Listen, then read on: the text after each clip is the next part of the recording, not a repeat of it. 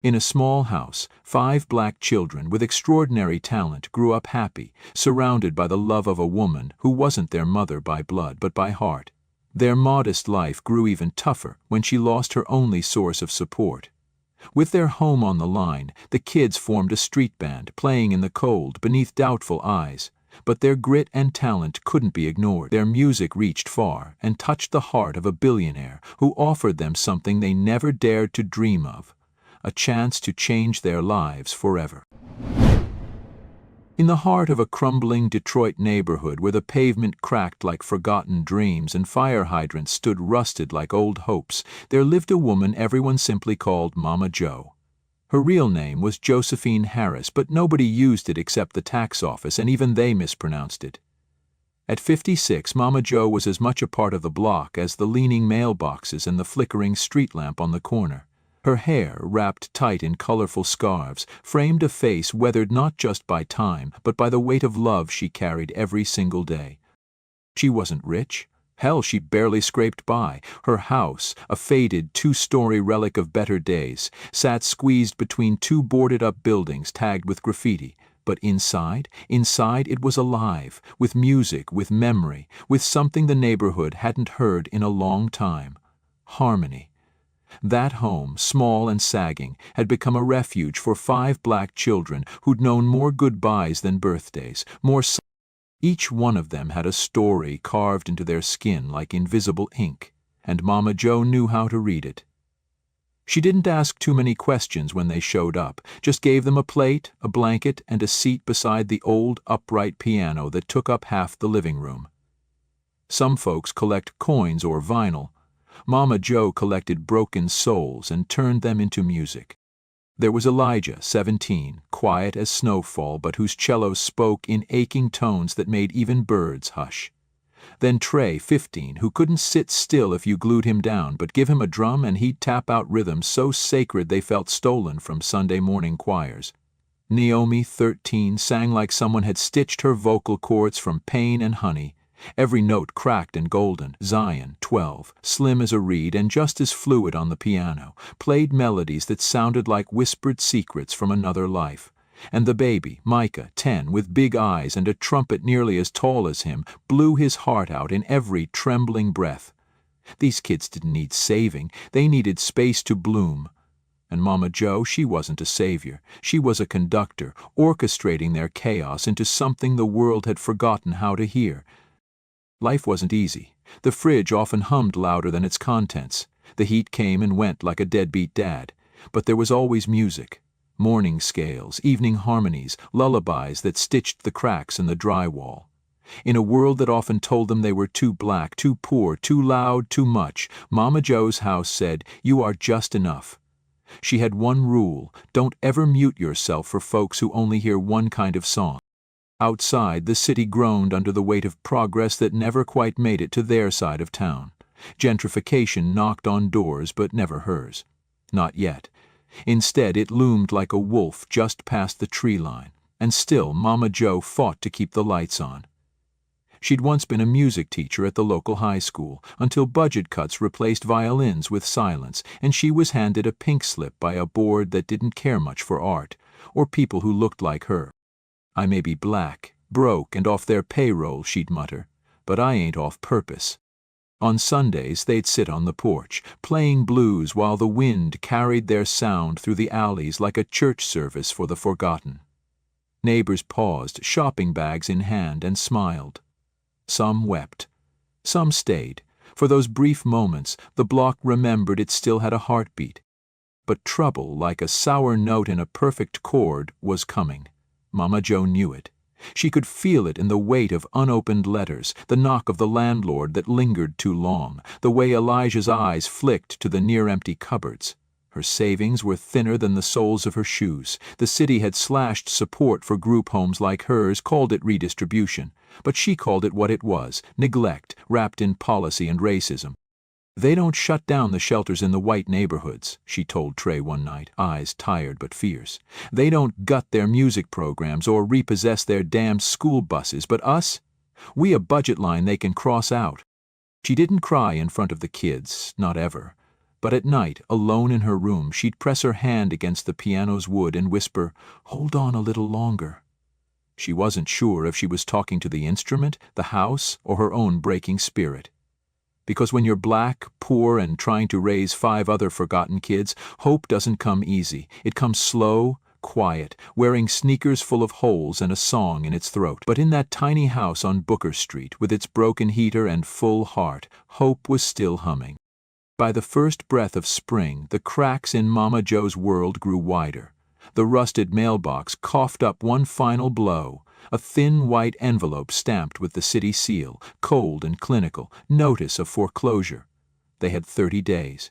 30 days before the only home these children knew would be auctioned off to the highest bidder, likely someone who'd never once walked this block but saw profit where memories lived.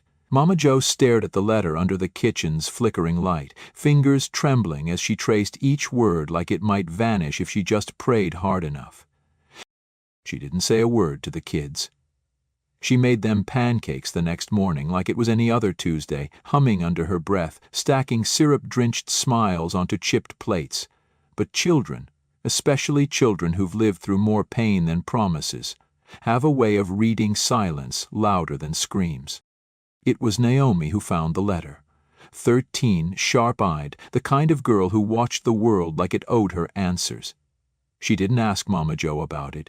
She showed Elijah, who showed Trey. By nightfall, the 5 of them sat in the living room, instruments untouched, waiting for her to tell the truth she was trying to protect them from.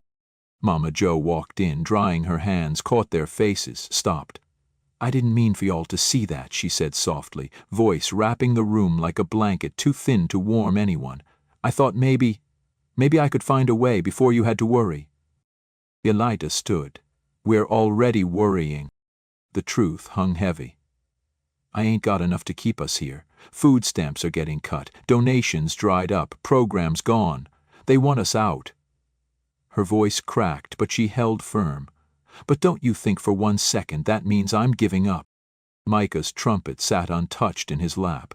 Zion's fingers danced absently on imaginary keys. Trey paced. Naomi clenched her jaw, arms crossed, fury and fear fighting for space in her chest. And then Elijah, quiet Elijah, the boy whose cello wept stories he'd never say aloud, spoke. "We don't have to wait for somebody to save us. What if we earn it?" Mama Joe looked at him. "Baby, we don't got much time." He nodded. "But we got music." Trey jumped in. "People stop and listen when we play on the porch. What if we brought it out, took it downtown?" "Played for money?" Mama Joe's brows rose. "No," Naomi said, finally speaking. "Played for hope." There was something in that silence after her words that hummed, like the stillness right before the downbeat. Micah nodded. "We could do it. On the weekends, on that corner by the coffee shop. People always crowd there." Zion's voice was small but certain. "We could make them feel something." Mama Joe looked around at these 5 pieces of her heart, each one battle-worn, tender, stubborn. She saw the hunger in their eyes, not just for food but for purpose, for dignity, and something in her, something old and tired, flared back to life. "You really think they'll care?" she asked, not doubting them, but the world. Naomi's voice, steady as a sermon, said, "They don't have to care. They just have to hear us." It wasn't a perfect plan, it wasn't even a safe one, but in that moment, it was the only melody that made sense. That night, while the city slept, the house buzzed with a different kind of energy. Trey practiced on his overturned bucket drums. Elijah tuned his cello. Naomi hummed verses into a notepad. Zion arranged chords in his head. Micah, small but mighty, polished his trumpet until it shined like hope. Mama Joe sat in the doorway watching them like a conductor before a symphony, tears slipping silently down her cheeks. Not from fear this time, but something deeper. Pride. They had 30 days. 30 days to turn the tide, to rewrite their ending. 30 days to show a city, a system, a world that had written them off. We are still here, and we've got something to say. By Friday, the plan had a pulse. It wasn't perfect, nothing ever was on Booker Street, but it had rhythm, and that was enough. They loaded what they could into Mama Joe's busted station wagon: Elijah's cello, Zion's foldable keyboard, Trey's beat-up snare and hi-hat, Micah's gleaming trumpet, and Naomi's voice. No case required, just her spirit and a second-hand mic hooked up to an old amp, Trey rewired using a toaster cord and stubborn willpower. They dressed in what they had: mismatched jackets, scuffed sneakers, pride stitched into every thread. Mama Joe packed PB&J sandwiches and paper towels instead of napkins, kissed each forehead like they were heading into battle. Downtown Detroit didn't greet them with open arms. It barely looked their way.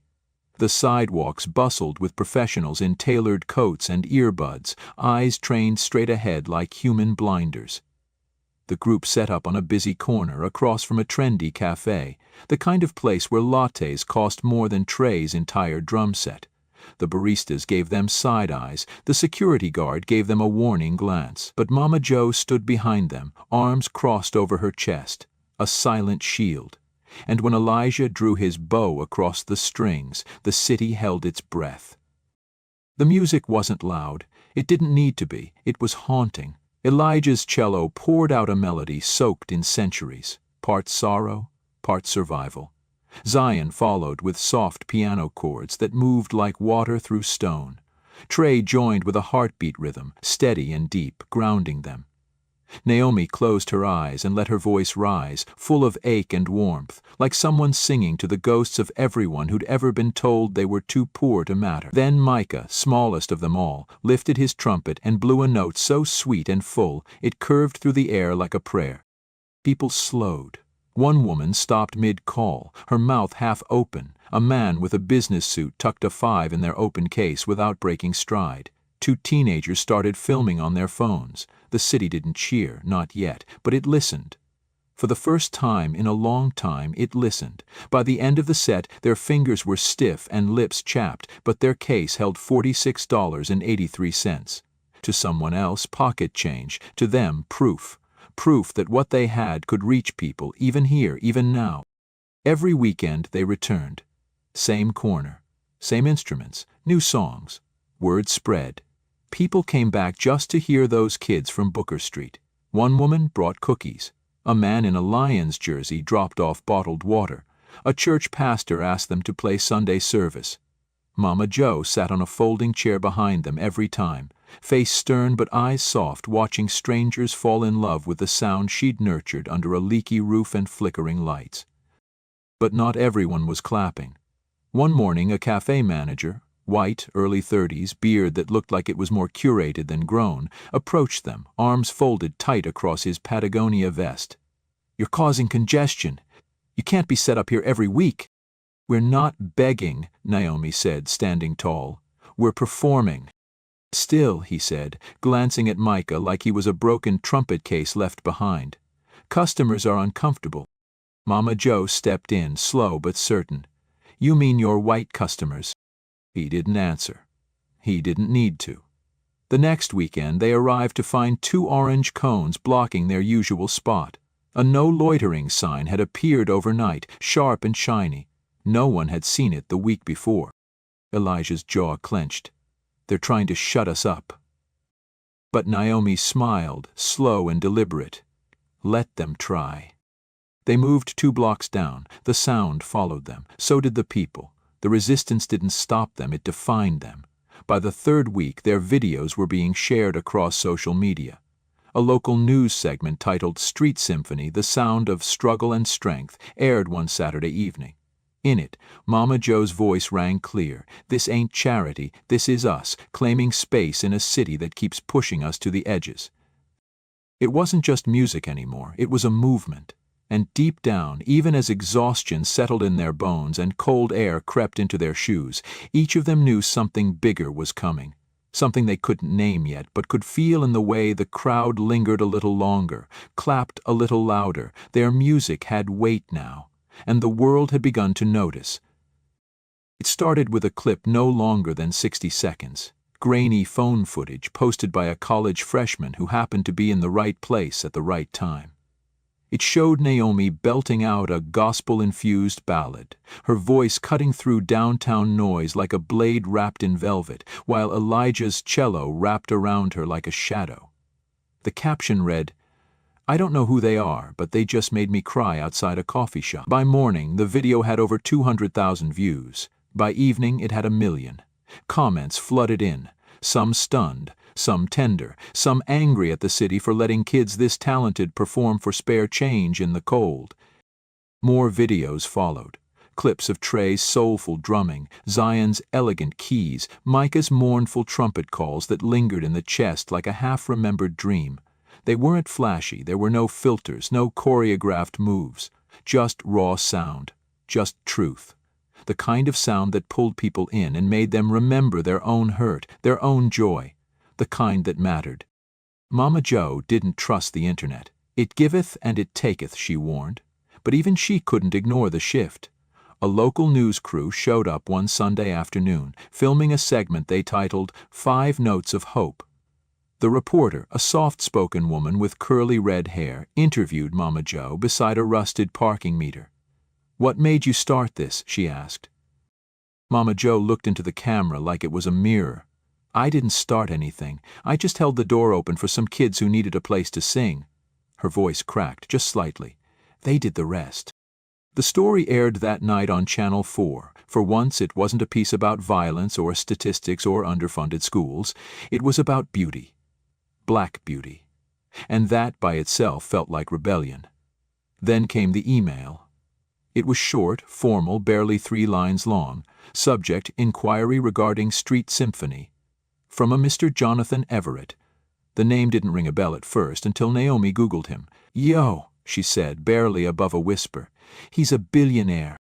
Jonathan Everett, white tech mogul, founder of MindFrame, a digital learning platform used in over 60 countries. Net worth $4.3 billion. Known for his sleek suits, colder-than-glass demeanor, and a long history of charitable donations, none of which had ever landed anywhere near their side of town. Mama Jo frowned. Why would a man like that be watching kids like us? Naomi's eyes stayed glued to the screen. Maybe he finally saw something real. By the following Thursday, an unmarked black car pulled up to the curb where the kids were tuning up. A man stepped out. Tall, trim, silver hair, pale blue eyes that scanned the scene like a scanner looking for errors.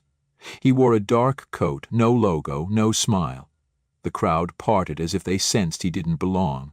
Not in the way the kids didn't belong, but in the way money never does. He waited until they finished their set, waited through the applause, waited as Mama Jo rose slowly from her chair. "Miss Harris?" he asked. She squinted. "Depends who's asking." He extended a hand. "Jonathan Everett, I saw your story." His voice was controlled, almost clinical, but Naomi noticed the way he looked at Micah's trumpet, at the frayed cello bow, at the amp held together with tape. She noticed something else, too, a flicker in his eyes, brief and buried deep, like recognition or regret. "I was raised by a single mother," he began. "She played piano in our church. We didn't have much, but music—" He trailed off. Then started again, this time slower. "I came to listen, and to offer help, if you'd accept it." Mama Jo raised her chin. "We don't need a handout." "I know," he said. "That's why I'm offering an investment." The kids exchanged glances, unsure. "I'd like to sponsor your group. Provide instruments, housing security, studio access, education, a full scholarship fund for each of them. And if you're willing, we'll build something permanent. A place where more kids like yours can come, play, grow. A music conservatory. Free of charge. You'd lead it." Silence fell over the sidewalk like snow. Mama Jo's hands trembled. She looked at Elijah, at Trey, at Naomi. Each one frozen between disbelief and hope. Her voice came out soft, like a hymn whispered in a dark chapel. "Why us?" Jonathan Everett's voice cracked for the first time. "Because you made me feel something I forgot I could." The offer wasn't about redemption. It wasn't about charity. It was about restoration. For him. For them. For the city that forgot what beauty looked like on black skin. Mama Jo nodded, once, strong. "Then let's build it. And just like that, a movement became a mission. The next morning, everything felt different. Not louder, not brighter, just heavier, like the air had thickened with possibility. A silence that buzzed, alive with questions. Jonathan Everett's offer wasn't just generous, it was seismic. It shifted the ground beneath them. After years of scraping, begging, surviving, someone was offering to build, not just for them, but because of them.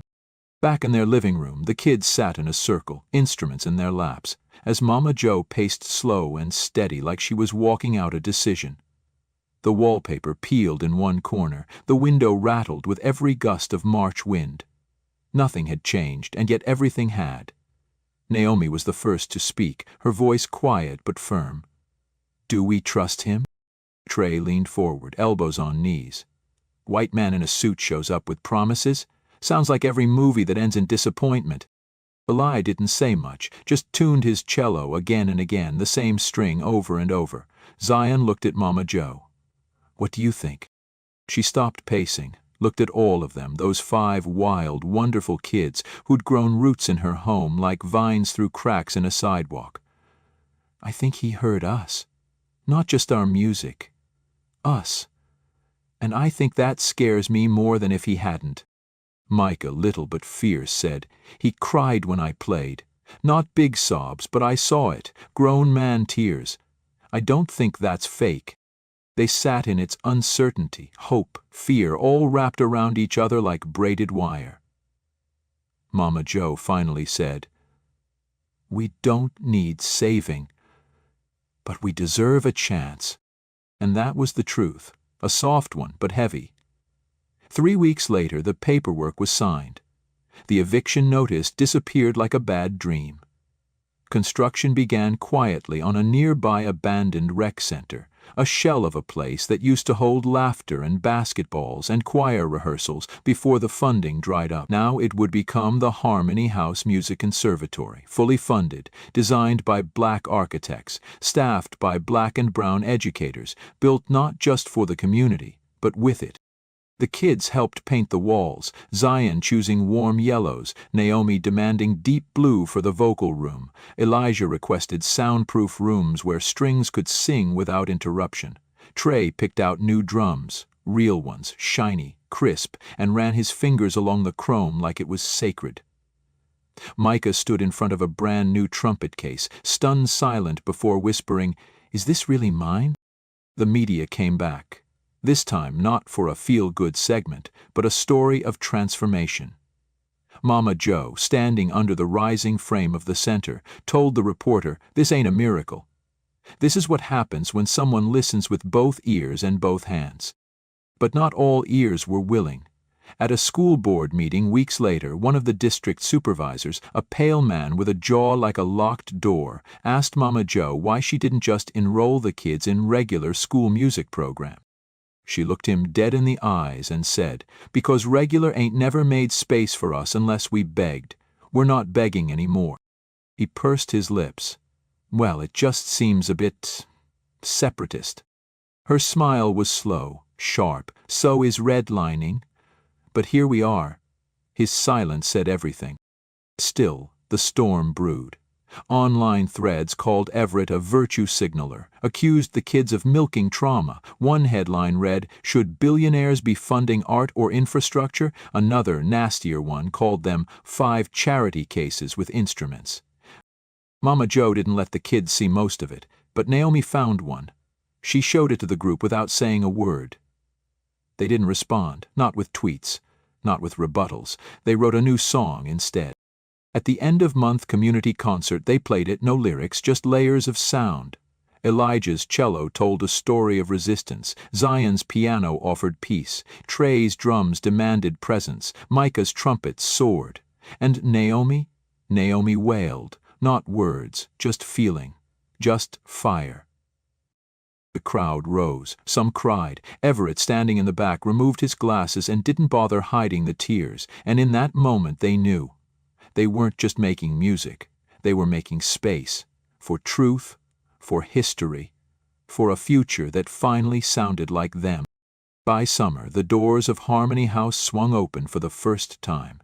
Not with ribbon cutting or brass bands, but with a song simple, stripped down, real.